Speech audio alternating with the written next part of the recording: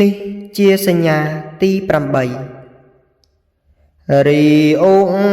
គបាទានមានតណ្ហានឹងទឹកថេងជាបច្ច័យកើតណែឲ្យសត្វប្រាថ្នាយកងែកំណើតវិលស្លាប់វិលកើតក្នុងត្រៃភពដោយហេតុពួងសត្វភ័ណ្ឌគុំនិតណែមិនបានរិងគិតឲ្យឃើញគ្រប់មិនឃើញសត្វកើតស្លាប់មែគ្មានឈប់ព្រួងមោហៈខ្ទប់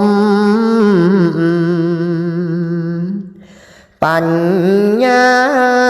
ញាណមិនអោយចិត្តសត្វយល់ឃើញត្រូវយល់ត្រង់តាមផ្លូវទៅនឹបពៀនណែត្រឡប់កាត់កាមមុខបាទានព្រួងមានទឹកថេង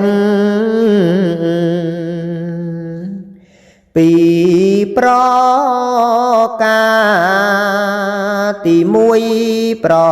កាន់ថាកាយទៀងសត្វលោកមិនលៀងក្នុងសង្សារទី2ឃើញថាសូន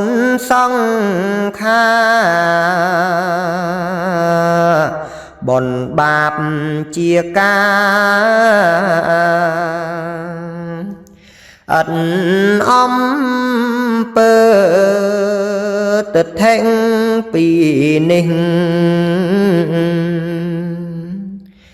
ដូចរាជសីទាំងគូឈ្មោលញីកាច់អត់ស្មើនៅក្នុងគុកហៀវាតែងធ្វើឲ្យសត្វសារពើភ័យតង់ស្លុតរីកាមរីគីនុងស័យយ៉ាងទឹកថេងអាស្រ័យ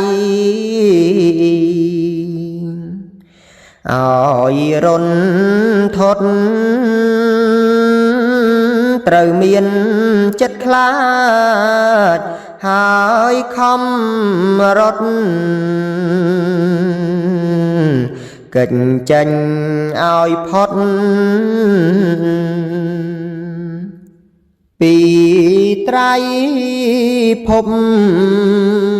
ទុកភ័យអាស្រ័យនឹងតណ្ហាឲ្យសត្វនានាបានអមបត្រប់មេកើតចាំងឈឺស្លាប់ គ្មានណែពេលឈប់ សត្វក្នុងត្រៃភពត្រូវលះបង់លះបាបដោយកា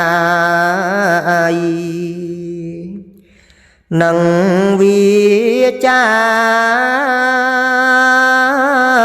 ចិត្តទៀតសោតណា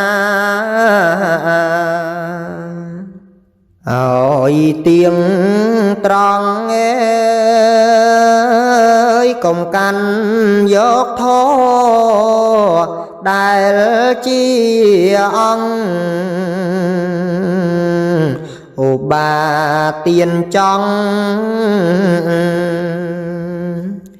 ចងចិត្ត